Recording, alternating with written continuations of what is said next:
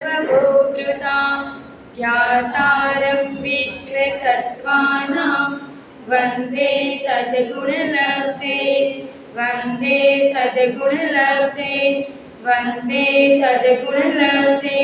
देवादेव गजानन श्री आदिनाथ भगवान की जय। देवादेव गजानन श्री शांतिनाथ भगवान की जय। परम पूज्य चारित्र चक्रवर्ती आचार्य शांति सागर जी महाराज की जय। परम पूज्य पंचम पट्टाचार्य आचार्य वर्धमान सागर जी महाराज की जय। परम पूज्य परम सत्य मुनि गुण सागर जी महाराज की जय। परम पूज्य गणिमा प्रमुख सुपाश्वती माता जी की जय। परम पूज्य सम्यक ज्ञान सरिता आगम उद्घोषिका मम दीक्षा गुरु हारिका गरिमावती माता जी की जय। परम पूज्य हारिका गंभीरमती माता जी की जय।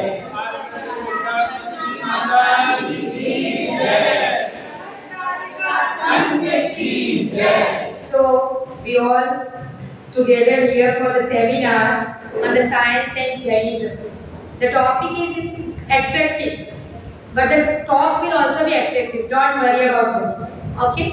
So here the language of seminar will be Hindi and English.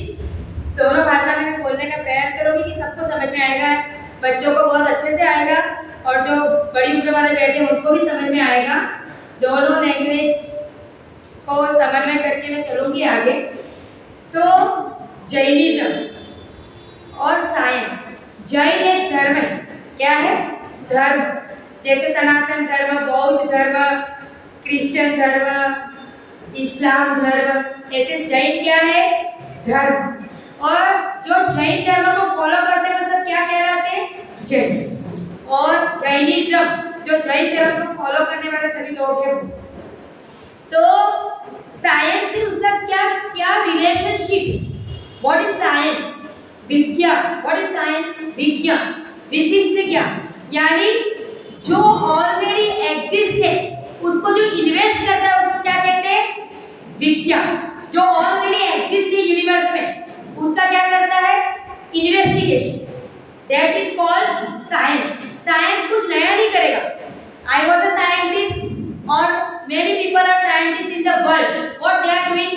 They are just doing the invention. They are taking the 50 subjects.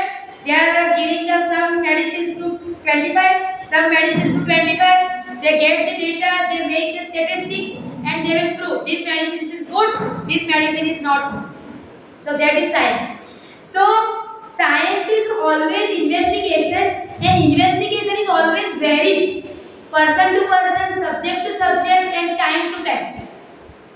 आप लोगों को पता है, आप न्यूज़पेपर जो पढ़ते हैं उनको सबको पता है कि एक दिन न्यूज़पेपर में आया coffee is very good for health, it will do this, it will do this, it will do this. फिर कोई दूसरा न्यूज़पेपर आ जाएगा आपके ईस्टर्न क्रॉनिकल की जगह पे दूसरा कोई आ जाए तो coffee is not good for health, it will create acidity, it will do this, it will do this, like. तो that is all science. Science is fluctuating. तो जैनिज्म पे अपने को कोई डाउट नहीं है। I am belong to the Jain scripture. मैं एक जैन धर्म को प्रस्तुत करने वाले व्यक्तित्व हूँ, तो मुझे जैन धर्म में कोई डाउट नहीं है। और मैं महामती हूँ, तो मुझे जैन सिद्धांत मेरे जीवन में मैंने उतारे हुए हैं और लोगों को भी उतारवाने का प्रयास कर रही हूँ। तो मुझे जैन धर्म के में कुछ प्रूव नहीं करना। मुझे क्या प्रूव करना है? आज जो जैन धर्म ने कहा है वो साइंस उसको किस तरह से यस टिक मार्क लगा रहा है। समझ में आ रहा है? जैन धर्म ने जो जो चीजें कही है उसको साइंस किस तरह से टिक मार्क लगा रहा है, और वो मैं आपको बहुत अच्छे से समझाने का प्रयास करूंगी। और जो अपना सेमिनार रहेगा उसमें आपको कोई भी डाउट रहे तो मैं आपको एक देखो 7:53 हुई है। I will stop my talk bye 8:53।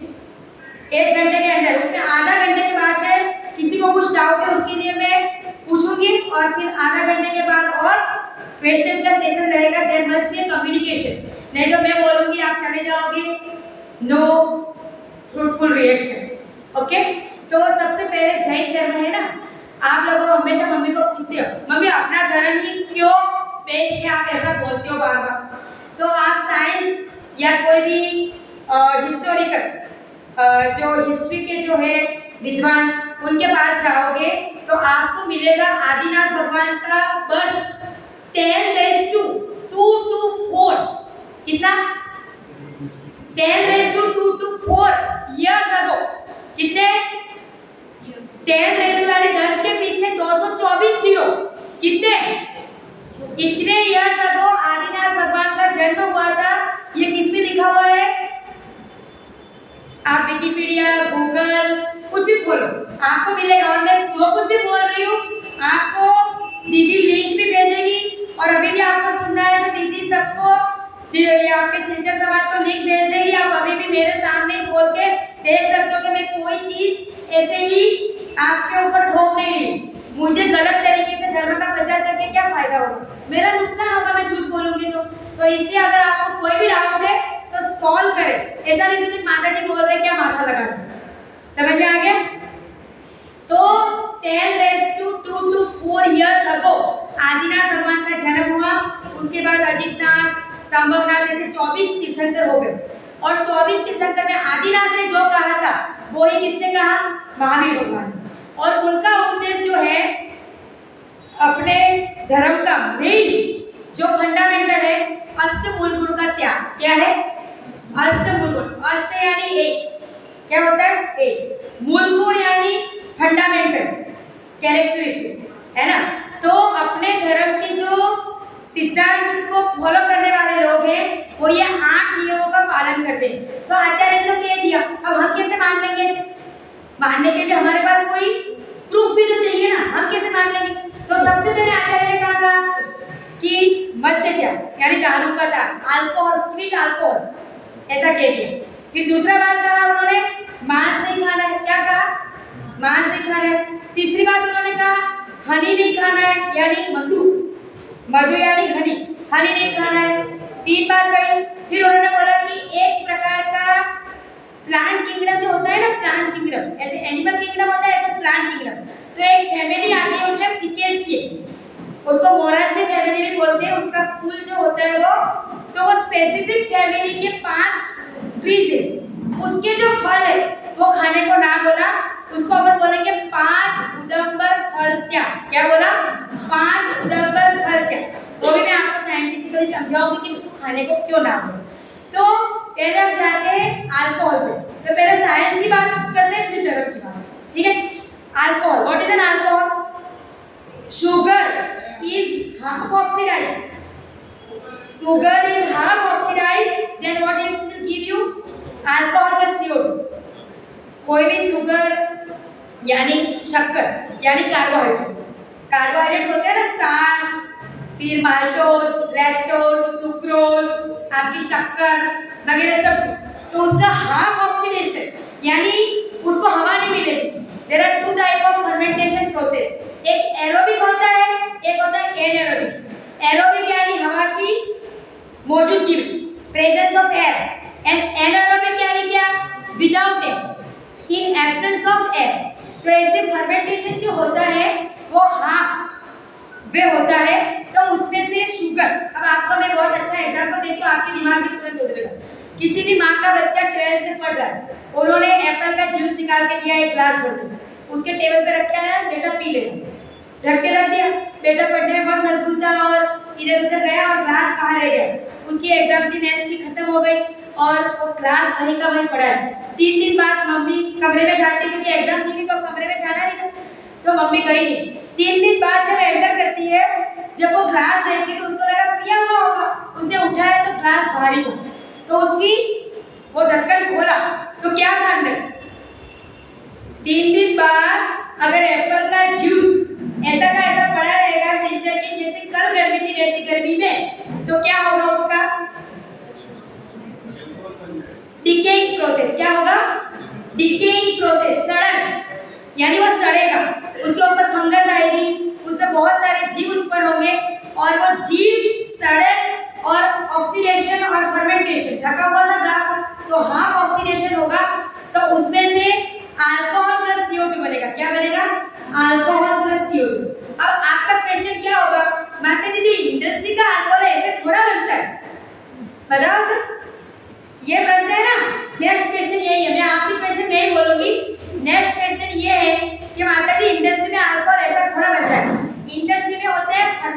क्या होता है? फर्मेंटर। बहुत बड़े बड़े फर्मेंटर होते हैं और वो फर्मेंटर में आप बार्ली जूस ले लो, ग्रेप जूस ले लो, एप्पल जूस ले लो, कुछ भी ले लो, उसको क्या करते हैं वो लोग, उसमें ईस्ट, जो ईस्ट होती है फंगस, उसको डाल के उसका एक स्पेसिफिक टेम्परेचर पे उसका सड़न होता है। क्या होता है? स्पेसिफिक टेम्परेचर पे 37, 27, 32 जो भी जूस है उसके हिसाब से। फिर उसका क्या होता है? फिल्ट्रेशन। क्या होता है? फिल्ट्रेशन। अल्कोहल अलग हो जाता है, जो अंदर बैठ गया CO2 अपने पाइप से निकल जाता है और अल्कोहल जो है उसको जिस जूस का बनाया है उसका एसेंस डाला जाता है। Believe me or not, all the alcohols have a same smell. आप जब दारू कोई पीता है, यहाँ बैठे हुए कोई पीता नहीं होगा, पर फिर भी जो पीते हैं उनके लिए बोल रही हूँ कि उनको लगता हो ये ग्रेप्स का है, ये दिस वाइन, दैट वाइन, वो वाइन, वोडका, रम, बियर, कुछ भी ले लो, है ना? पर सब में क्या होता है? एसेंस। क्या होता है? एसेंस। और आजकल के बच्चों को नियम लेने का बोलते हैं तो उनको क्या लगता है हमारी शादी होगी उस दिन तो हमको पीना ही पड़ेगा। क्या है कंसेप्ट? मिसकंसेप्शन है अभी। तो ये मिसकंसेप्शन क्यों है वो अपन बाद में देखेंगे। तो जो ये अल्कोहल बनता है, ये अल्कोहल आप जो पीने वाला है उसको पूछोगे कि अल्कोहल पीने से क्या होता है तो वो क्या बोलेगा? Feeling of wellbeing. क्या बोलेगा? Feeling of wellbeing, euphoria, this that, बहुत सारी टर्मिनोलॉजी है उसके लिए। लेकिन if you will be restricted to 2 packs, that feeling of well-being is also good and euphoria is also good and everything is good. अब वो 2 पैक वाला व्यक्ति अगर कोई फाइनेंशियल क्राइसिस में आता है, कोई सोशल इकोनॉमिक क्राइसिस में आता है, अपने परिवार में बहुत बड़ी मुश्किलें आ रही है, वो 2 पैक कितनी बोतलों में कन्वर्ट हो जाएगा? कितनी बोतलों में कन्वर्ट हो जाएगा? 5, 10, 15 गली में, नाली में गिरे हुए मिलोगे तो भी अपने को पता नहीं। समझ पता है ना? और इकोनॉमिक रिसेशन। फिर अमेरिका में, America is the country of research. किसकी कंट्री है वो? Country of research. वहाँ हर प्रकार का रिसर्च होता ही है। तो 2008 में उन्होंने देखा कि you can see drastically there is a increase graph for the specific age group of the men, और वो भी एक स्पेसिफिक डिजीज से, सिरोसिस ऑफ लिवर। तो डॉक्टर भी अचंभे में से पूरा बातें हो गई क्या होगा। फिर then they analyse the data. उन्होंने डेटा एनालाइज किया तो उनको पता चला कि फाइनेंशियल क्राइसिस की वजह से सब यंग जो जनरेशन था उन्होंने जॉब लॉस करी। जॉब लॉस हो गई तो क्या हुआ? स्ट्रेस के बाद तो क्या पिया? दारू पिया तो इतना पिया कि क्या हो गया? Liver fail.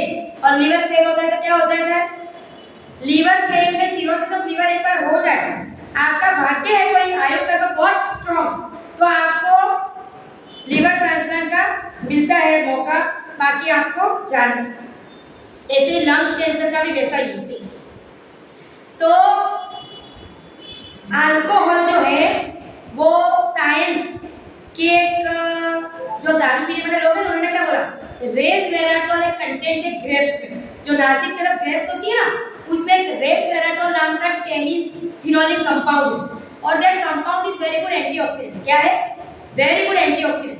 तो उन्होंने कहा कि ये कंपाउंड जब दारू में होता है तो दारू व्हाट यू कैन ऑक्सीडेटिव जो रिडक्शन करता है वो नहीं करेगा, है ना? तो फिर यूके की गाइडलाइन क्या कहती है? अल्कोहल इज अल्कोहल, और अल्कोहल का जब फर्मेंटेशन हो जाता है तब रेस वेराटोल भी नहीं है, उसमें कुछ नहीं है। And even in the small amount of alcohol also will give you the chances of cancer. 7 types of cancer. कितने? 7 types of cancer. Even you take that small amount of cancer, there is a high rise in increase in chances of having cancer. फिर अब लोग क्या कहेंगे कि ये इतने सालों से दारू पीता है उसको कैंसर नहीं हुआ। तो आप परसेंटेज देखो ना, नहीं पीने वाले लोगों को कितने को सिरोसिस ऑफ लिवर हुआ और पीने वाले लोगों को कितने को सिरोसिस ऑफ लिवर हुआ, उसका आप मैपिंग करो ना। बहुत पढ़ते हो MBA, तो ये सब डेटा का भी एनालिसिस करा करो। समझ में आ रहा है? तो 7 टाइप्स ऑफ कैंसर क्यों होते हैं? तो सबसे पहले अल्कोहल का जब मेटाबॉलिज्म होता है बॉडी में जाके वो जब पचता है मेटाबॉलिज्म, तो सबसे पहले उसमें से बनता है एसिटाल्डिहाइड कंपाउंड। क्या बनता है? एसिटाल्डिहाइड नाम का कंपाउंड बनता है। अल्कोहल डिहाइड्रोजिनेज नाम का एंजाइम है। अब वो जो कंपाउंड है ना, वो कंपाउंड लीवर को भी खराब करता है और डीएनए का म्यूटेशन करता है। क्या करता है? डीएनए। अपने बॉडी में जो अभी डीएनए टेस्ट नहीं होता है, बच्चा किसका है? आपकी सीरियलों में होता है कि नहीं होता? सीरियलों में, सीरियल में होता है ना भाई बच्चा किसका? तो डीएनए टेस्ट, वही डीएनए में होता है म्यूटेशन। और वो जो म्यूटेशन है, वो म्यूटेशन क्या करता है? कैंसर। तो माउथ का कैंसर, इसोफेगस का कैंसर, अन्न नली का कैंसर, पैंक्रियाज का कैंसर, लीवर का कैंसर, कॉलन का कैंसर और ब्रेस्ट का कैंसर, सबके रीजन अलग अलग है। सबसे पहले अपन देखेंगे कि भाई सबसे पहले माउथ का कैंसर। तो क्या करता है? अल्कोहल पीने से जो कार्सिनोजेनिक कंपाउंड होते हैं उसका एब्जॉर्प्शन वैसे बॉडी में इजीली होता नहीं है, लेकिन जो लोग अल्कोहल पीते हैं उनकी जो म्यूकोसा है वो सेंसिटिव हो जाती है और कार्सिनोजेनिक कंपाउंड का जो एब्जॉर्प्शन है बॉडी में वो बहुत बढ़ जाता है। First reason for having cancer of mouth, pancreas, everything. Second cancer जो है वो कौन सा है? इसोफेगस का, सेम रीजन। थर्ड जो कैंसर है, थर्ड कैंसर जो है वो होता है ब्रेस्ट का। ब्रेस्ट का कैंसर होने का कारण है हार्मोनल इम्बैलेंस। एस्ट्रोजन जो है हार्मोन, उसको वो इम्बैलेंस कर देता है and that's why the many lady in the western country is suffering from breast cancer due to their habit of drinking alcohol. अपने इंडिया से तो वहाँ कैंसर की बहुत रिपोर्ट है। आपको लगता है कि फॉरेन बहुत अच्छा है। मैं तो 3 साल अमेरिका, 3 साल कनाडा रह के आई। 3 साल अमेरिका, 3 साल कनाडा। वहाँ के वृद्धाश्रम में आप जो वहाँ पे होते हैं, क्या बोलते हैं? अपने यहाँ वृद्धाश्रम बोलते हैं, वहाँ ओल्ड एज होम। क्या बोलते हैं? Old age home. तो वहाँ पे जो लोग होते हैं उनके इतने अलग अलग प्रकार के रोग होते हैं कि आप देखो नहीं, वो खाली दवाई पे जीते। क्या जीते? दवाई पे। और लास्ट में तो उनको इतना पेन इंडेक्स इनका इतना वो हो जाता है, फेंटानिल पाउच यानी मॉर्फिन के रिलेटेड सब इतनी सारी चीजें उनको देते हैं कि उनका बॉडी में कोई चीज की असर नहीं होती। And they have average life span. जो दारू पीते हैं उनकी एवरेज लाइफ कितनी है? 60 ईयर्स। कितनी है? ऐसे अमेरिकन लोगों की लाइफ है 80 ईयर्स, पर जो दारू पीने वाले लोग हैं उनकी कितनी हो जाती है? खाली 60 ईयर्स एवरेज, क्योंकि वो सिरोसिस ऑफ लिवर से जाते ही। और फोर्थ रीजन है फ्री रेडिकल्स। फ्री रेडिकल्स क्यों होते हैं? जो अल्कोहल का ऑक्सीडेशन होता है उससे फ्री रेडिकल बनते हैं, तो उसके लिए चाहिए एंटीऑक्सीडेंट, उसको न्यूट्रलाइज करने के लिए। तो वो न्यूट्रलाइज करने के लिए जो एंटीऑक्सीडेंट चाहिए वो बॉडी में है ही नहीं, तो फ्री रेडिकल भी कैंसर का कॉज हो जाता है। तो ऐसे 4 रीजन से 7 टाइप्स ऑफ कैंसर होते हैं। अब ये बात होगी साइंस की, और कोई भी साइंस का कोई भी कंट्री, अगर अभी कनाडा में तो घर घर जाके दारू छुड़ाने का अभियान चल रहा है। क्या चल रहा है? घर घर जाके नर्स को भेज रहे हैं, क्योंकि उनको टेंशन है कि इतने दारू में ये लोग डूबे रहेंगे तो देश में क्या होगा। इंडियन लोगों को, चाइनीज लोगों को बुलाना नहीं चाहते अब वो कि हमारे लोग के देश में रहे, तो उनके लोग तो दारू पी पी के मस्त है, तो उनका देश चलेगा कैसे? बच्चे वो पैदा नहीं करने चाहते, तो उनके देश में उनकी जो रेसिस है वाइट और जो भी रेसिस है उनके जनरेशन आगे बढ़ेगी के, तो इसके लिए वो इतने टेंशन में है। तो अभी कनाडा में मेरी एक फ्रेंड रहती है, उसका 2 साल पहले फोन आया था, तो बोले आजकल alcohol quit tobacco quit alcohol के लिए पूरे नर्सेस जाके घर घर जाके समझाए कि भाई आप ये छोड़ो। और आप लोग सोचते हो ना तो न्यू ईयर रिजोल्यूशन लेते, बोलो क्या लेते? अपन नियम जिसको बोलते हैं ना, बोलो क्या बोलते हैं? New year resolution. क्या बोलते हैं? New year resolution. तो उसमें वो 1 साल के लिए अल्कोहल छोड़ेंगे, कोई 1 साल के लिए सिगरेट, कोई और जो जिसके जो नशा है वो सब छोड़ने का प्रयास करते हैं, लेकिन उनके पास इतना अच्छा कल्चर नहीं है। भारत का कल्चर बिगाड़ने में किसका हाथ? बच्चों का नहीं, माँ बाप। किसका हाथ? माँ बाप। बच्चों को माँ बाप ने संस्कारित नहीं किया, तब जाके बच्चे न मंदिर आ रहे और महफिलों में मस्त है।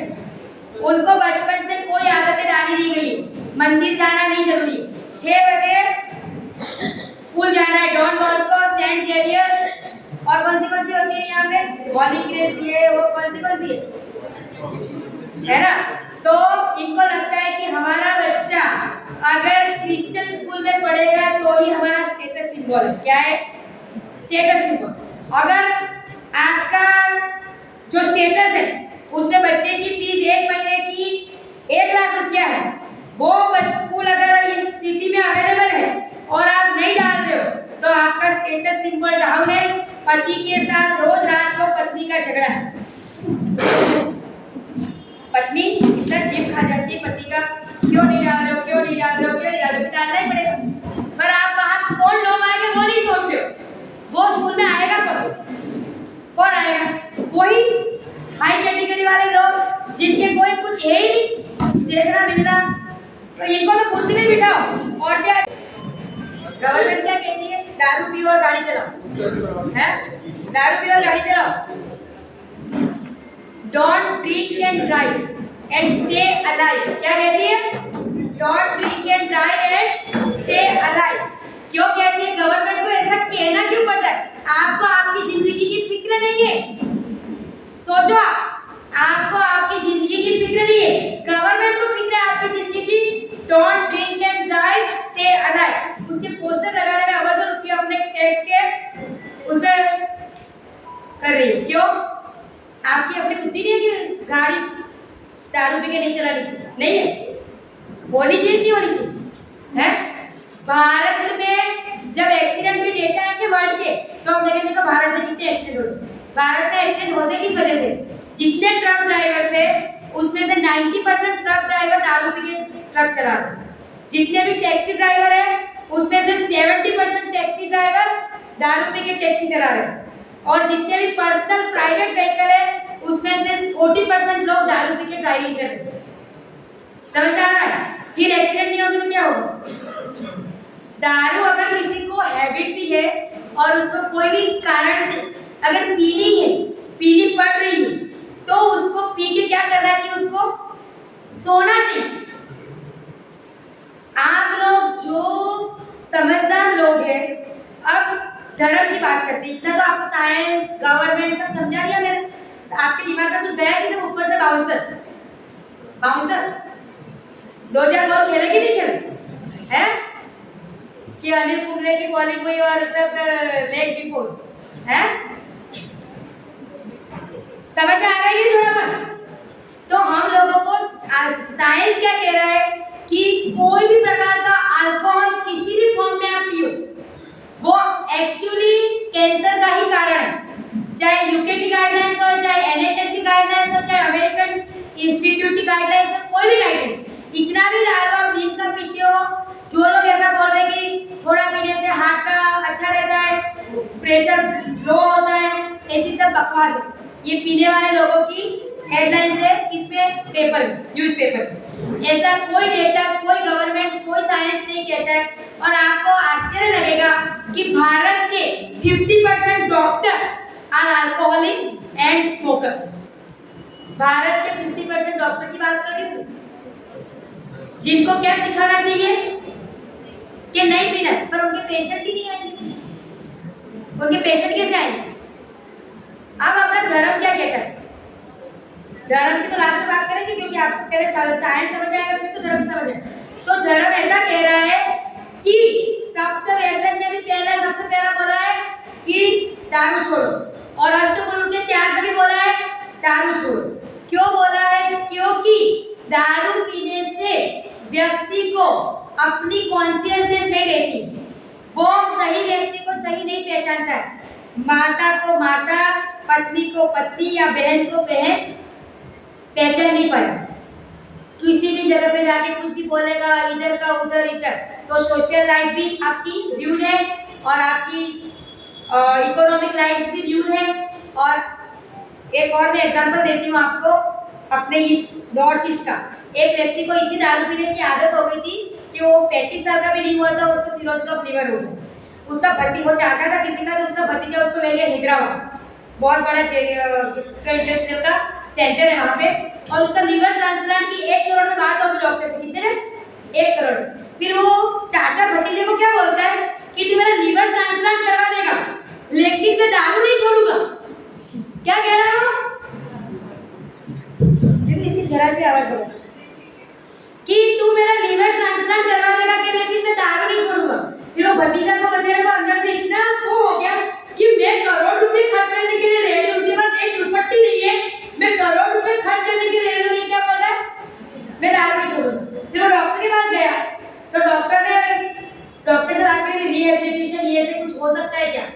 तो डॉक्टर ने कहा भी देखो रिहेबिलिटेशन हो सकता है, लेकिन we are not sure for that कि व्यक्ति को कोऑपरेट करना बहुत जरूरी है। विदाउट कोऑपरेशन संजय दत्त एक ड्रग एडिक्ट हो गया था। सुनील दत्त ने कितनी मेहनत करी कि इंडिया में उसके लिए इलाज नहीं था, वो कहाँ लेके गए रिहेबिलिटेशन के लिए? अमेरिका, और उसको उससे बाहर निकाला। तो उसके लिए आवाज़ रुपया चाहिए। रिहेबिलिटेशन ऐसे ही नहीं होता है। रिहेबिलिटेशन करने के लिए आपको लगता है एक आदत, आपको जो मोबाइल की आदत लगी है वो आदत छोड़ दी जाती है जो कुछ भी नहीं बिगड़ रहा, और एक दारू पीने वाले को, एक स्मोकिंग करने वाले को आदत छोड़ने के लिए अपना विल पावर बहुत मजबूत चाहिए। आप लोग सब यहाँ बैठे हुए इतने नसीबदार हो, so lucky people that you have born in the dharma where the dharma is teaching you that don't think। आप लोग इतने नसीबदार हैं कि आपका धर्म ऐसा कह रहा है कि आपको दारू नहीं पीना, जो आपकी सभी बर्बादी का कारण है। Social, economical, everything. दोस्त भी नहीं रहते, पत्नी भी नहीं रहती, बच्चे भी छोड़ के चले जाते हैं, माँ बाप तो वैसे भी चले जाते हैं, तो कोई नहीं, आपको अकेली जिंदगी जीनी पड़ती है। जो दारू आपको फीलिंग ऑफ वेलबींग दे रहा था वही आज आपको कुछ देने वाला नहीं। तो आचार्यों ने सत्य व्यसन के त्याग में भी सबसे पहले किसको छोड़ने को कहा है? दारू को।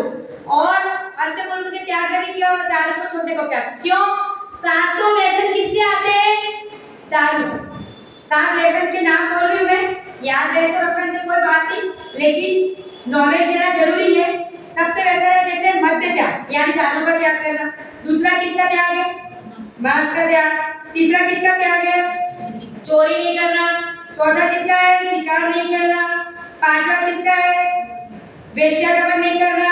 छठा किसका है? परस्त्री सेवन नहीं करना। और एक कौन सा है? जुआ नहीं खेलना। क्या नहीं करना? जुआ नहीं खेलना। तो ये दारू पीने से ये बाकी के 6 व्यसन आते और इसमें कोई डाउट नहीं है। तो अपने तीर्थंकर में विदाउट प्रूविंग आदिनाथ भगवान जैसी 24वीं, जैसे आदिनाथ भगवान से महावीर हुए ना 10⁻²4 224 years ago, ऐसी 10⁻²4 को कितनी बार मल्टीप्लाई कर लो, इतनी अनेक 24वीं पहले हो गई और ऐसी अनेक 24वीं अभी होगी। तो एक भी तीर्थंकर की वाणी में कुछ बदला नहीं। सप्त व्यसन भी वो है, अष्टमूल भी वो है, दारू छोड़ने का भी वही है, और दारू कभी भी आपका कल्याण नहीं कर सकता।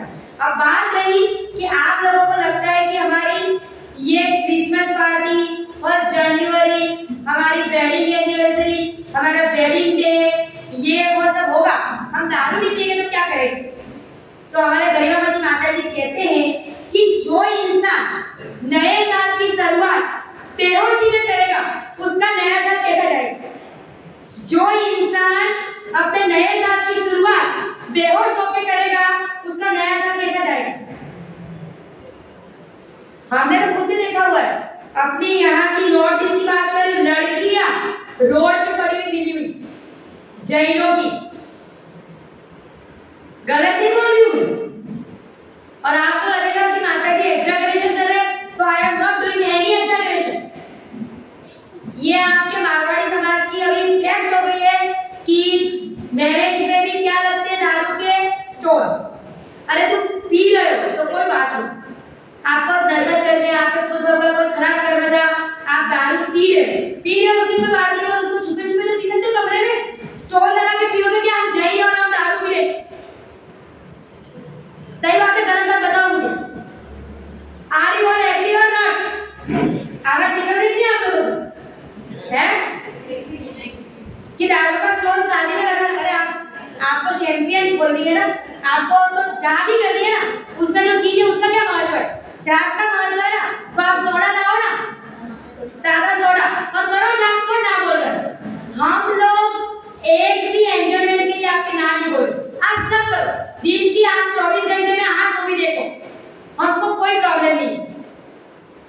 ऑलमोस्ट सभी बच्चों को भी वही बोलते हैं।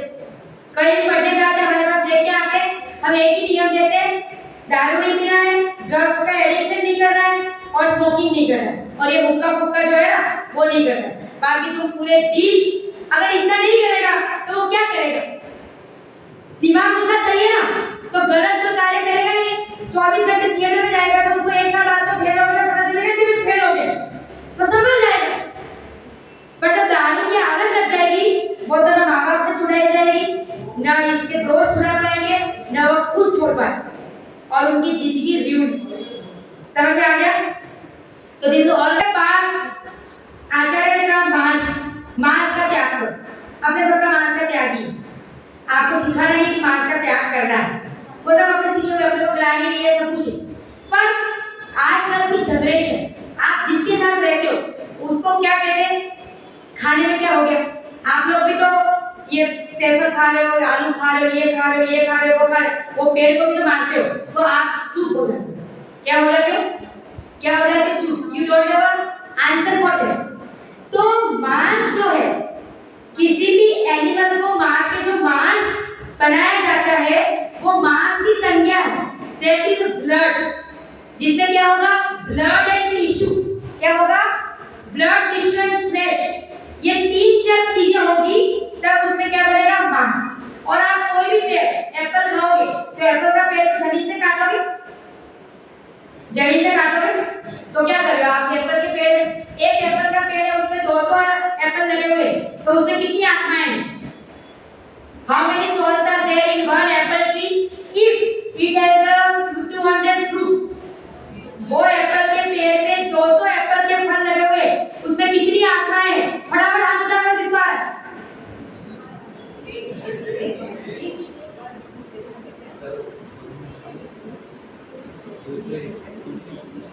201। तो देखो, एक पेड़ में एक ही आत्मा होती है। कितनी आत्मा होती है? एक। उसके जो फल है ना, फल और फूल, वो कहते हैं नाखून जैसे। कहते हैं नाखून जैसे। अपने नाखून कटते हैं ना, तो अपन क्या करते हैं? उसको काट देते हैं। और तो लोग बढ़ाते हैं शो के, जैसे फ्लावर होते हैं ना, वो जो प्लांट के जैसे शो जैसे नाखून भी बढ़ाते हैं। तो नाखून अपने आप कट जाता है कि कट जाता है? तो ट्री को कुछ नहीं होता है। वो नाखून कटने से, अगर कच्चा नहीं कट रहा है तो नाखून काटने से आपको कुछ दर्द होता है? नहीं होता है। इसी तरह से नेचुरल फल को तोड़ने से कुछ होता है? नहीं।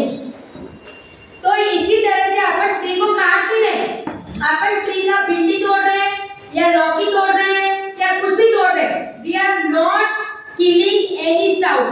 समझ में आ रहा है कि नहीं आ रहा है? आ रहा है सबको समझ में? We are not killing any sound. अपन किसी का वध नहीं कर रहे, किसी को नहीं मार रहे, अपन तो उसका एक्स्ट्रा जो चीज है ना वही ले रहे। गेहूं जब उगते हैं तो गेहूं का जो प्लांट है वो सूख जाता है, उसी के बाद अपन हार्वेस्टिंग करते हैं उसको पहले हार्वेस्टिंग नहीं करते अपन। और जैसे आलू वगैरह की चीज है, उसको अपन ने ऐसे भी खाने को नाम कर दिया, क्योंकि उसमें एक आलू के फल, जो आलू का सब्जी होता है, एक उसमें एक जीव की स्वामी अनंत आत्मा है, कितनी, जिसको आप काउंट नहीं कर सकते। इसलिए आचार्य ने उसको ना बोली। फिर भी हम अभी नहीं बोल रहे आलू छोड़ो, आपको जब तक आपका मन नहीं करे तब तक आलू खाओ। हम तो खाली आपको आज दारू, मांस, अंडा और हनी, इसके लिए ही समझा है। तो ऐसे कोई समझाए तो क्या बोल देगा कि we are not cutting the tree for the fruits and vegetables. समझ में आ रहा है कि नहीं? तो एक आपको लॉजिक मिला कि नहीं मिला? और उनको एक बकरी को काटने से कितना फ्लैश मिलेगा? कितने लोगों का पेट भरेगा एक बकरी को काटने से? और वो लोग आपको, अगर if you know that there was a Maneka Gandhi was the environmental minister in the Indian parliament before 10-15 years ago, है ना? तो she is a very good lady and उसके एनिमल के प्रति उसको बहुत लगाव है और वो बहुत अच्छा बोलती रहती है। तो उसका कहना था, लोग कहते हैं कि अगर हम गेहूं खाने लगेंगे तो विश्व में गेहूं खत्म हो जाए। जो मांस खाने वाले लोग क्या बोलते हैं? अगर हम गेहूं खाने लगेंगे तो गेहूं खत्म हो जाएंगे। और मेनका गांधी कहती है कि एक शिप को पालने के लिए जितने गेहूं लगते हैं ना, उसमें से 200 लोगों का लाइफ टाइम भोजन हो जाएगा। कितना? 200 लोगों का। और एक शिप को मारने से कितने लोगों का पेट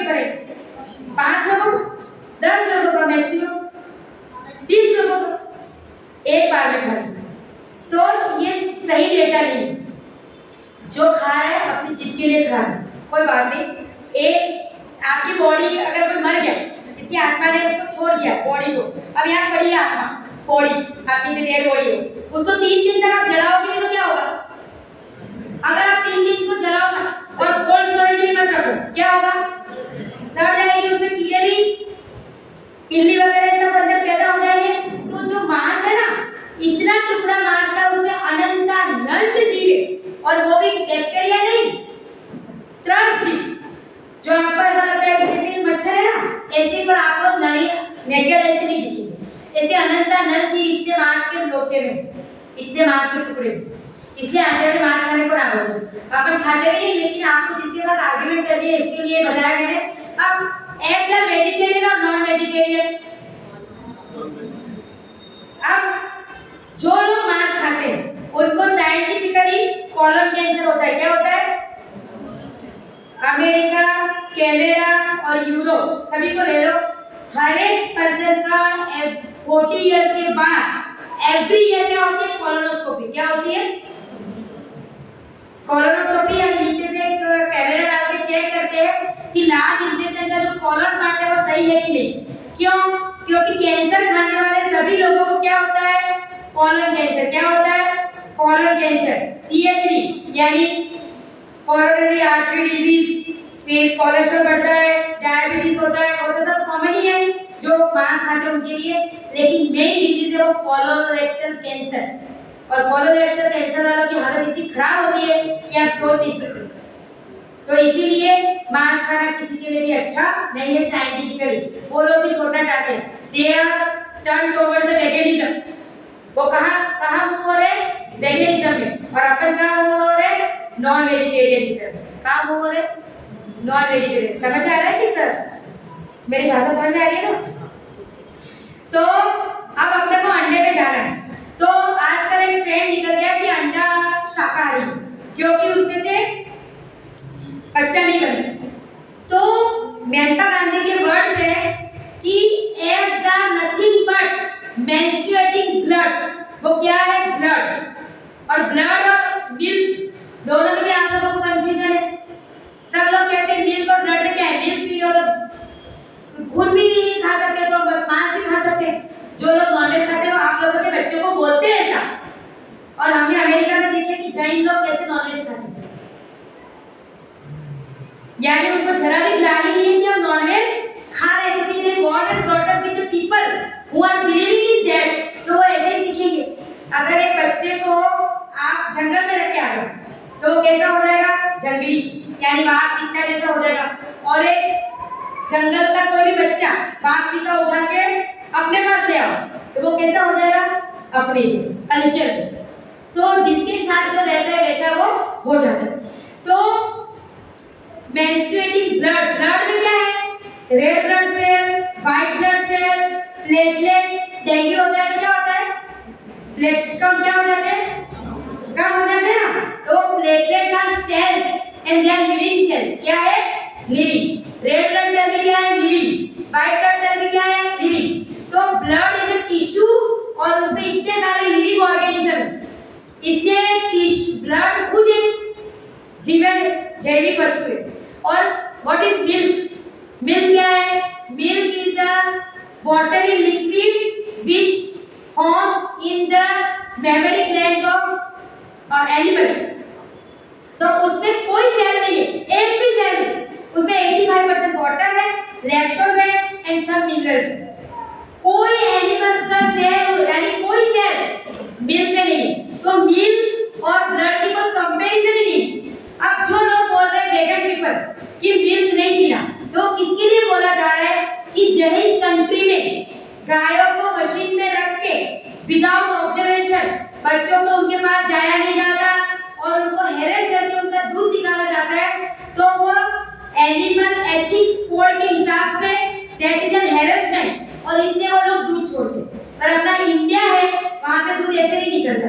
अपन जो भी दूध निकलता है ग्वाला, वो पहले बच्चे को गाय के पास ले जाता है, थोड़ा दूध बच्चा पीता है, उसके बाद आंचल को धो के अडर, जो आंचल होते गाय के उसको अडर बोलते हैं, तो उसको धो के फिर उसका दूध निकाला जाता है, फिर बाद में वापस बच्चे को दूध पिलाया।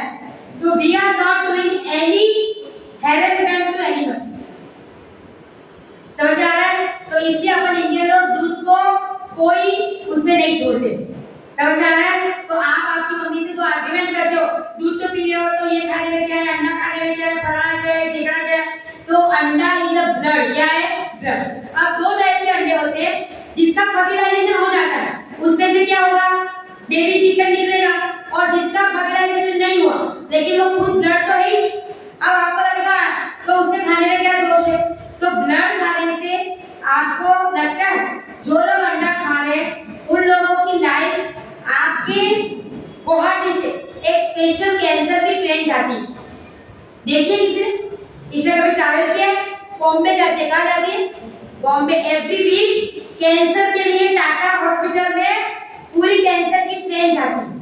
जो लोग एग और नॉनवेज खाते हैं उनको कॉलन कैंसर और CHD और बाकी अलग टाइप के कैंसर, वो कौन सा बीफ खा रहे, वो बीफ खा रहे कि क्या बोलते हैं ये सुअर का मांस खा रहे, गाय का मांस खा रहे, गाय को टीबी है तो टीबी होगा, इसको ये है तो वो होगा।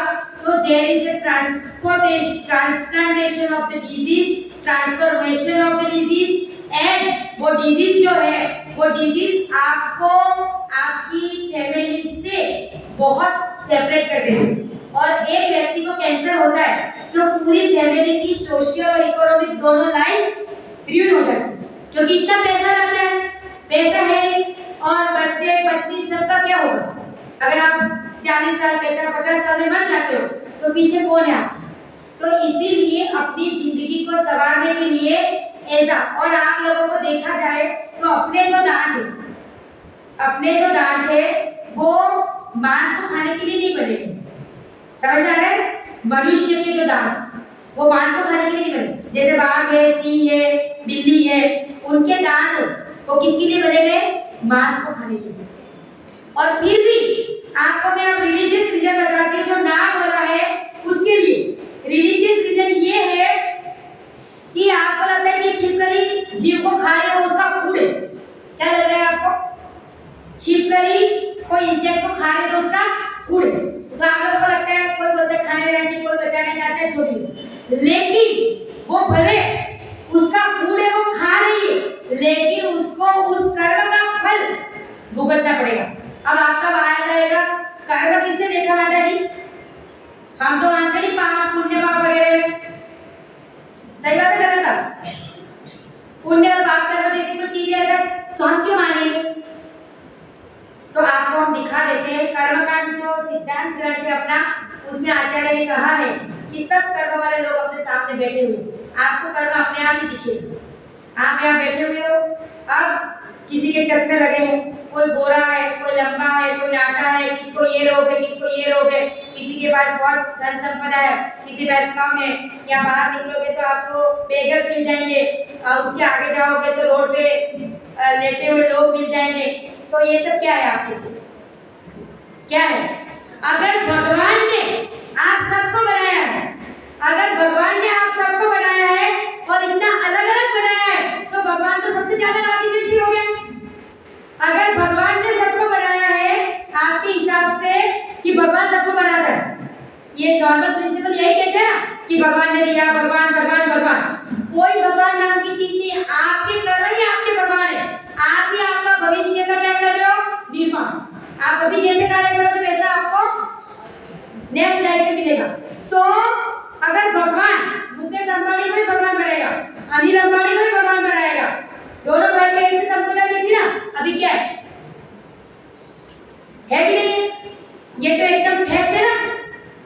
और हो सकता है कि आपको लगेगा कि धीरूभाई अंबानी को, मुकेश अंबानी को ज्यादा प्यारा था, बेटा बड़ा था तो उसको ज्यादा दे दिया, अनिल अंबानी को ऐसी कंपनी दे दी कि जिसके बाद कुछ शेयर का ये नहीं था, ये नहीं था, वो नहीं था, वो सब बोलते हैं। पर कहने का भाव है कि जब दी थी संपदा धीरूभाई अंबानी है, तब मुकेश अंबानी को $1 मिलियन दिए थे, समझ। तो आज उसके पास कितने बिलियन थे, तो बिलियन किसने बनाया? उसने बनाया कि नहीं बनाया? तो वो कहां से बनाया? उसके पुण्य कर्म। किसने बनाया?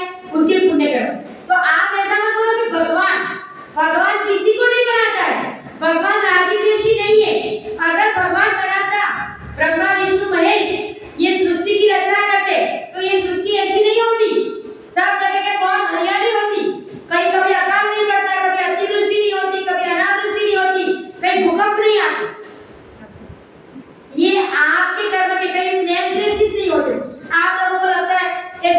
तो आपने बातें कर ली। कर्म का सिद्धांत कितना बलवान है। कर्म का सिद्धांत क्या कहता है? अहमदाबाद का जब प्लेन क्रैश हुआ था ना, तो बहुत सारा उसकी टॉक हुई, तो हमारे पास भी बातें पहुंचती है ना कि माता जी ऐसा हो गया, ऐसा हो गया, एक व्यक्ति बच गया, वहाँ हॉस्पिटल के बाहर कूद गया, उसको कुछ हुआ ही नहीं, बहुत सारी बातें आती। तो अपना कर्म का सिद्धांत क्या कहता है कि एक जगह पे बैठ के जिन जिन लोगों ने एक साथ पाप एक साथ बैठ के किया है ना, वही लोग एक साथ उस लाइफ में इकट्ठे होते और एक साथ ऐसे जल के मरते। तो आपको लगेगा आश्चर्य, इसमें आश्चर्य वाली कोई बात नहीं।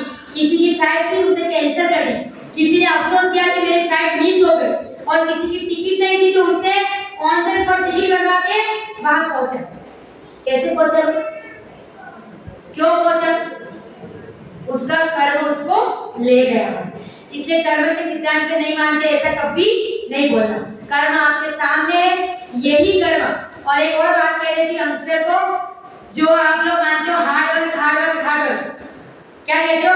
Hard work hard work hard work और एक लक, दो शब्द है। क्या है? एक लक और एक हार्ड वर्क। तो कोई कोई लोग ऐसा मानते हैं पुरुषार्थ, हार्ड वर्क यानी क्या? पुरुषार्थ, और लक यानी क्या? आपका भाग्य, नसीब, है ना? नसीब अपना अपना नसीब, बहुत सारे मूवीज बने हुए, ठीक है ना? तो जो हार्ड वर्क है और जो लक, हार्ड वर्क है और जो लक है, दोनों के 100% है। कितने परसेंट? 100%। एक व्यक्ति ऐसा कहता हो कि हार्ड वर्क करने से सब कुछ मिलता है, तो उसको मैं पूछती हूँ कि कोयले की खान खोदने वाले व्यक्ति को ज्यादा पैसे मिलने चाहिए कि जिसके पास कोयले की खान है, जो ओनर है, उसको ज्यादा पैसे मिलने चाहिए? जो हार्ड वर्क मानने वाले लोग, उनको पूछ रही हूँ मैं कि जो माइनिंग करता है अंदर जाके मजदूर, उसको ज्यादा पैसे मिलने चाहिए कि जिसके पास फोन पे हेलो हेलो 5 गाड़ी 10 गाड़ी 15 गाड़ी खाली एसी में बैठ के बोल रहा है, उसको ज्यादा पैसे मिलने चाहिए? जो हार्ड वर्क के साथ है उनको बोल रही हूँ, माइनिंग करने वालों को मिलने चाहिए, क्योंकि वो तो सुबह 8 बजे से लेकर शाम को 6 बजे तक क्या करता है? खोलता रहता है। नहीं मिलता है उसको। कितने रुपए मिलते हैं? 300 400 500। और आपका पिज्जा का इन्वेंशन भी माइनिंग से ही हुआ है। आपका जो पिज्जा है ना, उसका इन्वेंशन कैसे हुआ है? जो लोग नीचे माइनिंग में जाते हैं, साउथ अफ्रीका, इटली वगैरह कंट्रियों में, वो 24 घंटे तक बाहर नहीं आते, तो उनको ऐसा फूड चाहिए था जो फूड को पचने में कम से कम 48 घंटे लगे। इससे उतना मैदा का इतना बड़ा बेस, उसके ऊपर इतना सारा चीज, और उसको थोड़ा सा स्वादिष्ट बनाने के लिए उसने जो वेजिटेबल्स डाल दी कि वो पिज्जा जो आप खाते हो ना, वो 48 घंटे तक नहीं पचता है। और हम इंडियन लोग, उस मारवाड़ी और अपन जैन लोग उस पिज्जा को खाया है अपन ने शाम को, रात को 12 बजे, जब भी खाते हो, और सुबह उठ के फिर से अपने मिर्चा टिकली तो चाहिए, टिकला मिर्ची भी तो आपकी सुबह होगी। वो फिर पिज्जा का क्या होगा? वो पिज्जा का क्या होगा? डिकेइंग। वो पचेगा नहीं, वो सड़ेगा। क्या होगा? सड़ेगा। और वो जो सड़ता है ना, वो गलता है, वो वायु करता है, वो डायबिटीज जैसे रोग देता है, और पैंक्रियास का कैंसर करवाता है, और स्मॉल इंटेस्टाइन का कैंसर करवाता है। क्यों करवाता है? क्योंकि खाना पचता नहीं है, तो वो आंतों को चिपकता है। क्या होता है? आंतों को चिपकता है, और आंतों को चिपकने से वो mutation of the intestinal wall करता है, और इसलिए आंतों का कैंसर होता है। पिज्जा खाना कोई खराब नहीं है, पिज्जा खाना बहुत अच्छा है। पिज्जा में क्या खराब चीजें बताओ मुझे? अगर बाजार का पिज्जा हो और उसमें कोई केमिकल डाले हो, उसके अलावा पिज्जा में क्या खराब चीज? मैदा अपन खाते हैं, ब्रेड वगैरह चीज अपन खाते ही हैं, और बाकी सब वेजिटेबल से सोर्स है, क्या खराब? कुछ खराब नहीं। लेकिन अमेरिका वाला उस पिज्जा को खाएगा तो वो 24 घंटे तक कुछ खाना नहीं खाएगा, और आप लोगों को सुबह पिज्जा दिख रहा, दोपहर में दाल भात, शाम को वापस वो इडली सांभर, साइकिल तो हमारी टूटनी नहीं चाहिए। तो फिर पिज्जा का कितना खाना चाहिए? 1 कप। कितनी खानी चाहिए? 4 में से 1 कप। वो अपना हो गया। अगर अपने को वापस 6-6 घंटे में खाना है तो इसीलिए आपको फूड जो है वो कितना लेना चाहिए? मेजरमेंट, कि हमको इसके कितने घंटे बाद खाना है, उसके हिसाब से अगर आप फूड लोगे तो आपकी आधी बीमारियां चली हो जाएगी। आपने बहुत अच्छा, बहुत अच्छी कोई आपकी फ्रेंड आई, ननद आई, भाभी आई, कोई बहुत अच्छा खाना बनाया, टेस्टी, और आपने भर पेट खा लिया तो गया। अब क्या करना है, कल सुबह ऐसा खाना खाना है जो पचने में बहुत हल्का हो, तो आप बीमार नहीं पड़ोगे। कल सुबह भी फिर वापस, शाम को भी वापस, फिर ननद भाई जाएगी उससे पहले अपन हॉस्पिटल। आगे समझ। तो you have to understand the mechanism of the body. आपकी बॉडी की जो डाइजेस्टिव सिस्टम है उसको आपको समझना पड़ेगा। समझ में आ गया? तो एग इज व्हाट? वेजिटेरियन कि नॉन वेजिटेरियन? Non vegetarian. क्या है वो? क्या है वो? Menstruating blood. क्या है साइंस के हिसाब से? अब आपको बता दें कि जो एग इंडस्ट्री है उसके बारे में कभी कुछ पढ़ा है, गूगल किया है? एग इंडस्ट्री के बारे में कभी गूगल किया है? Whether the egg industry has cruelty free? Egg industry का cruelty free? आपको अभी तो बोले ना कि अंडा खाना चाहिए, अंडे में क्या है, तो मैं जो बोलने जा रही हूँ ना वो 5 सेंटेंस उसको बताना। वो 5 सेंटेंस आर वेरी इंपॉर्टेंट। और वो 5 सेंटेंस है कि सबसे पहले जो नॉर्मल मुर्गी है होती है ना वो साल के 10-15 अंडे दे देगी थी, 10-15। उसको जेनेटिकली मॉडिफाई करके साल में 300 से 400 अंडे दिए जाते। कितने? 300 से 400। उसकी जो बीक होती है उसको कट की जाती है, वो खाना कम था, है ना, उसको ओवर केज भी किया जाता है। समझ आ रहा है? और उसके बाद जब उनके जो अंडे दे रही है उसमें से जो मेल चिकन के वाले अंडे हैं वो उनको चाहिए नहीं। उनको कौन से चाहिए? फीमेल। जो अंडे इंटेक्ट रहते हैं वो तो अंडे में चले जाएंगे, लेकिन जो चिकन उनको फीमेल चाहिए। उसकी जगह पे जो मेल चिकन आ रहे हैं उसको वो मैसरेट करते हैं। क्या करते हैं? मैसरेट। दीदी वीडियो भेजेगी आपके ग्रुप में और अभी भी निकलना है तो आप कर दो Google maceration of baby chicken, mail baby chicken. आप गूगल करो आपको दिखाएगा। पूरा मैसरेशन का मशीन होता है मिक्सी जैसा, उसमें मेल चिकन को डाला जाता है।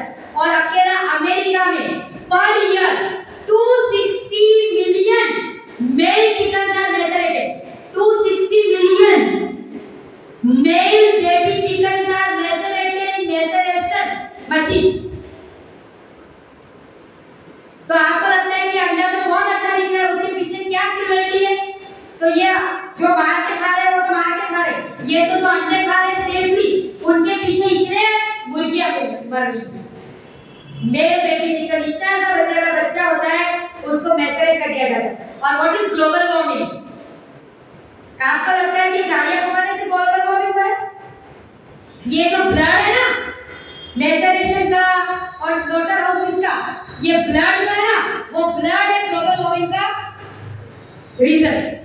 जो ग्लोबल वार्मिंग हो रहा है डे बाय डे, उसका जो टेंपरेचर इंक्रीज का रीजन है दैट इज ब्लड। इसलिए साइंस कहता है कि बी वेजिटेरियन, बी वेजिटेरियन। और अमेरिकन सेनेट में एक बार टॉक चल रही थी, दोनों सेनेट का हाउस चल रहा था, तो एक सेनेटर ने कहा if slaughter houses have a glass wall, if slaughter houses have a glass wall nobody will eat chicken और nobody will eat meat। अगर ये कतल खानों की जो दीवारें हैं वो किसकी बनाई जाए? कांच की आत्मा, तो दुनिया का कोई व्यक्ति मांस नहीं खाएगा। इतना क्रूअल कोई नहीं। आपके पास तो स्लाइसिस करके जिसके पास पहुंच है उनको पता ही नहीं कि कैसे बनती है। सेम ये लेदर इंडस्ट्री की इफेक्ट है। आपको लगता है लेदर किससे बनता है? एक अनुज मात्रा, क्या है नाम उसका? अनुज रामात्री। डालना वीडियो खाली। अनुज रामात्री का वीडियो देख रहे हैं, 5 मिनट का कानपुर का व्यक्ति है।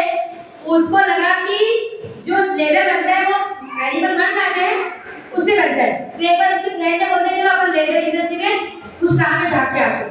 तो वहाँ ऐसे विजिट करने चला गया और उसने देखा कि 4 से 5 साल के गाय के बच्चे, 4 से 5 साल के खाली गाय के बच्चे, उनको गरम पानी में डाल के उनकी स्किन निकाल के उनको क्रोमियम की ट्रीटमेंट देके उनका क्या करा जा रहा है? लेजर बनाया जा रहा है। और एक नंबर नहीं, ऐसे टाइगर का, एलिफेंट का, सभी प्राणियों का ऐसा। और अभी तो चाइना बहुत एक्सपर्ट हो गया तो इंसान में से भी उन्होंने लेजर बनाना चालू किया, सॉफ्ट लेजर। और आप लोग जो लेदर भूसी का, ये का, वे का, लेदर का पाउच, लेदर का पर्स, लेदर के शूज, लेदर के बेल्ट, अगर यहाँ मरी हुई छिपकली पड़ी है और आपको बोलते हैं खाना खाओ, खाओगे? और आपके हाथ में घड़ी के बेल्ट जो बना है वो किससे बना है? जो आपका लेदर का घड़ी का बेल्ट है वो किससे बना है? उसी एनिमल से। पर आपको खाना भा रहा है क्योंकि उसको क्या कर दिया है? सजाया गया है। और जो क्रोमियम इंडस्ट्री से जो क्रोमियम मेटल है ना, उससे वो जो काम करने वाले लेदर इंडस्ट्री के हाथ से बना पूरे जले हुए। और जो नदियों का पानी है ना, वो पूरा क्रोमियम वाला। वहां की आजू बाजू कितने हेक्टर जमीन में कोई खेती नहीं होती, कोई खेती नहीं, क्योंकि वो पूरी जमीन बंजर जहां ये पानी जाता है लेदर इंडस्ट्री से। और Kanpur is the city of the leather industry, कि वहाँ बहुत सारी लेदर की इंडस्ट्री है।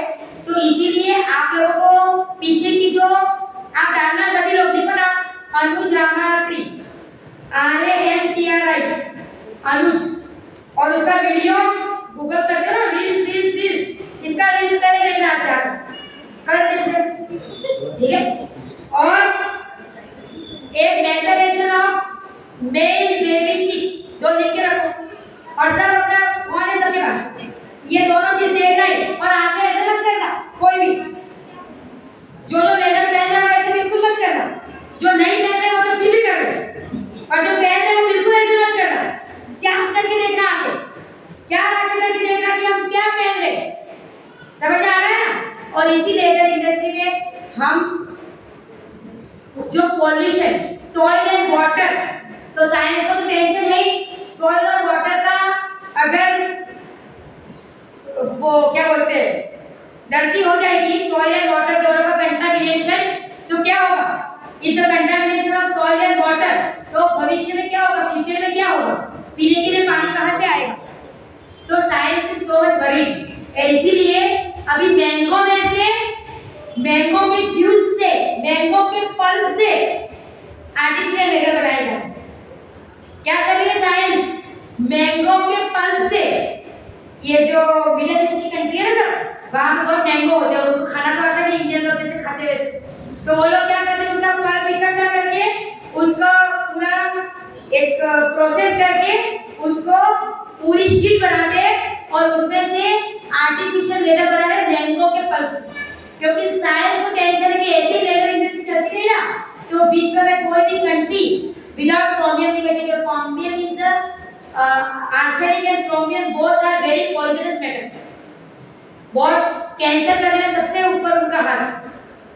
तो ऐसी लेदर इंडस्ट्रीज और आपकी एक industries are not cruelty free, और एक खाने से भी CHP वगैरह रोग होते हैं, कैंसर होता है, लेदर पहनने से किसी किसी को एलर्जी होती है। तो ये सब साइंटिफिकली अपने को साइंस यानी अपने को क्या देखना है कि हमारी जो वसुंधरा है, ये पृथ्वी है, वो हमारी वजह से उसको कोई तकलीफ नहीं हो। तो हम ऐसे इंडस्ट्री का बात यूज करेंगे, लेदर इंडस्ट्री का, तो लेदर इंडस्ट्री चलेगी। अगर आप यूज करना बंद कर दोगे तो इंडस्ट्री बंद हो जाएगी और कमाने वाला तो दूसरा तरीका ढूंढ लेगा। आप ऐसा मत सोचो वो क्या कमाएगा।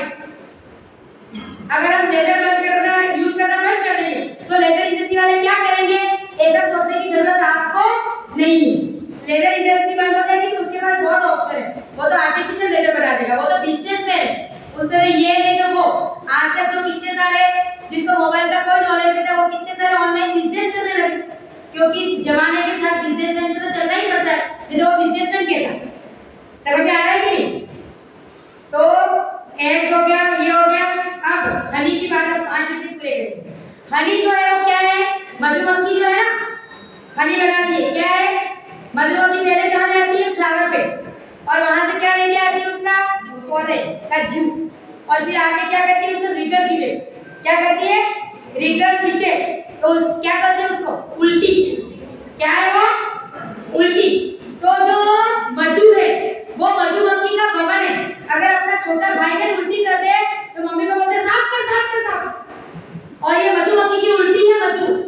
और मधु खाने का आचार्य ने इसलिए नाम बोला है साइंटिफिकली कि पॉइजनस फ्लावर का अगर ओरिजिनल मधु आ जाए, धतूरा का मधु, ऐसे कोई पॉइजनस प्लांट का, तो आपको एनाफाइलेक्टिक शॉक जैसी बीमारियां हो सकती है और वो जानलेवा भी हो सकती है। On the spot death. तो इसीलिए आचार्य ने कहा है कि वो मधुमक्खी का फूल भी है। क्या है? जब मधुमक्खी वो छत्ते को छोड़ के जाती है ना, तो वो मधु उसमें से लेके जाती है। अगर आपको मधु चाहिए तो क्या करना पड़ेगा?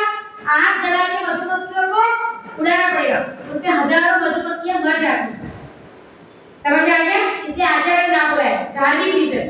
और जो साइंटिफिक रीजन है कि अगर पॉइजनस कुछ भी उसमें फ्लावर का नेक्टर आ गया तो यू कैन डाई। अब आजकल तो जो आपका बाबा रामदेव जितना मधु बाजार में बेच रहा है, दैट इज चाशनी। क्या है वो? चाशनी।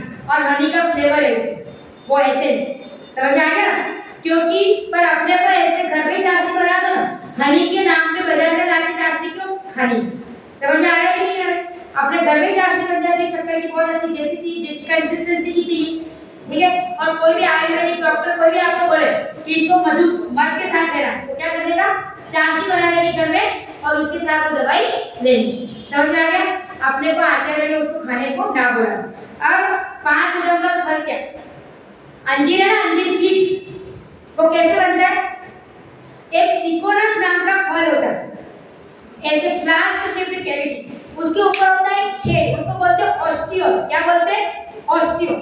अब जो ऑस्टियोल है ना, उसमें से एक वेव्स है ना अंदर घुसता है, तो उसके जो बीज है ना वो तो बाहर ही रह जाते हैं, और वो अंदर जाके millions of eggs less down करता है, और उसका अंदर फर्टिलाइजेशन वगैरह प्रोसेस होती है, और वो सब मर जाते हैं। और उसमें से जो आपको दिख रहे हैं ना कण अंजीर के, उसके घोल बनते हैं प्रोटीन के मॉलिक्यूल।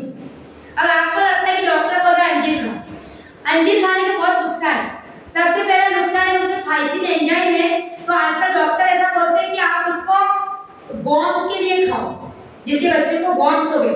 पर अगर आप अधिक मात्रा में वो खा लेते हैं तो आपके अंदर इंटेस्टाइनल कैंसर होने का चांस है, पहली बात। दूसरी बात, ब्लॉटिंग होता है। ब्लॉटिंग ऐसे होता है कि वो सीड्स है ना वो इंटेस्टाइन में फंस जाते हैं, और वो फंस जाने से इंटेस्टाइन में जो फूड है वो आगे नहीं जाता, और उसकी वजह से आपको गैस ये वो सब होता है। और बहुत सारे रीजंस है कि अंजीर, और आचार्य ने इसलिए नाम बोला है कि उसमें थाउजेंड्स ऑफ इंसेक्ट उसमें मरे हुए हैं, तो वो क्यों खाना है? थाउजेंड्स ऑफ इंसेक्ट बोल रहे हो, उससे विटामिन के साथ इंटरेक्शन करने की शक्ति है, यानी विटामिन के रिच है वो। तो विटामिन के जो वार्फरिन वगैरह ब्लड थिनर होते हैं उनके साथ क्या करता है? इंटरेक्शन। अगर आप ब्लड थिनर खा रहे हो और अंजीर खा लिया तो आपका क्या हो जाएगा? ब्लीडिंग चालू हो जाएगा। क्या हो जाएगा? ब्लीडिंग चालू हो जाएगा। तो ऐसे बहुत सारी चीजों के साथ उसका इंटरेक्शन है। तो साइंटिफिकली अंजीर खाना अच्छी बात नहीं है, लेकिन फैशन के दौर में डॉक्टर भी फैशनेबल हो गए और बोलते ये खाओ। उसके लिए बहुत दवाई है। आपके बच्चे के पेट में कृमि होते हैं ना, खाली उसको इतना सा अजवाइन दोनों टाइम भोजन के बाद दो 15 दिन के लिए, उसके सारे कृमि नष्ट हो जाएंगे, यानी बाहर निकल जाएंगे, मरेंगे नहीं कोई, सब क्या हो जाएंगे? बाहर निकल जाएंगे सारे कृमि। पेट में मरने से भी तकलीफ है। अगर पेट में बड़ा कृमि मर गया तो उसका पॉइजन बनता है, सेप्टिक होता है, आंतड़ा गल जाता है। तो इसलिए अंजीर ऐसा काम करता है। फाइसिन जो है ना एंजाइम, पपीता है, पाइनएप्पल है, वो भी कच्चे होते हैं तो उसमें ऐसे एंजाइम होते हैं, और ये जो पक जाने के बाद भी उसमें ऐसे एंजाइम। तो ऐसे एंजाइम खाने से हमारे आंतों को बहुत बड़ा नुकसान हो सकता है। इसलिए साइंटिफिकली डॉक्टर भले बोलते हो लेकिन अंजीर नहीं खाना चाहिए। अब ये पूरे सेमिनार जो आपको बताया, वो सेमिनार बताने का हमारा तात्पर्य यही था कि आपको ये पता चले कि साइंटिफिकली एक इंडस्ट्री क्या है, साइंटिफिकली लेदर इंडस्ट्री क्या है, साइंटिफिकली अल्कोहल इंडस्ट्री क्या है। हम जो खा रहे हैं पी रहे हैं, आप होटल में खाना खाने जाते हो, आप अगर होटल के किचन में घुस जाओ ना तो आप खाना खाने नहीं जाओ। समझ में आ रहा है? इसी तरह से एक बार एक इंडस्ट्री विजिट करो, एक बार अल्कोहल इंडस्ट्री विजिट करो, और एक बार लेदर इंडस्ट्री विजिट करो, अगर मुझ पे विश्वास नहीं है, और गूगल भी करो। ये सब चीजें साइंस को नरेंद्र मोदी क्या कहता है और राजनाथ सिंह दोनों क्या कहते हैं? पूरे विश्व में जैन धर्म ऐसा है जो नेचुरल रिसोर्सेज के बारे में सोचता है। कौन सा धर्म? जैन धर्म। पानी कम यूज करो और पानी को बचा के रखो और पानी को स्वच्छ रखो। कौन कहता है? जैन धर्म। वाटर सेविंग, फिर व्हाट यू कैन से फायर, तो फायर के जितने भी रिसोर्सेज है तो अपन क्या बोलते हैं? कम से कम यूज करो। अपना धर्म क्या कहता है? जितना चाहिए उतना यूज करो। क्या कहता है? जितना चाहिए उतना यूज करो, उसको ऐसे बेफाम में मत करो। डोंट कट ट्रीज, कौन कहता है? जैन धर्म। आपने उसके पूरा सूख जाएगा तो अपने को मिलने वाला है ना, हरे वृक्ष को क्यों काटना है? कौन कहता है? जैन धर्म। कौन कहता है? जैन धर्म। इसीलिए नरेंद्र मोदी उसकी टॉक में हमेशा कहता है कि जैन धर्म ऐसा है कि जो नेचुरल रिसोर्सेज को बचाने में सबसे ज्यादा हेल्पफुल है। समझ में आया? और अपन जो जैन धर्म में पैदा हुए वो लोगों को उसकी वैल्यू नहीं है।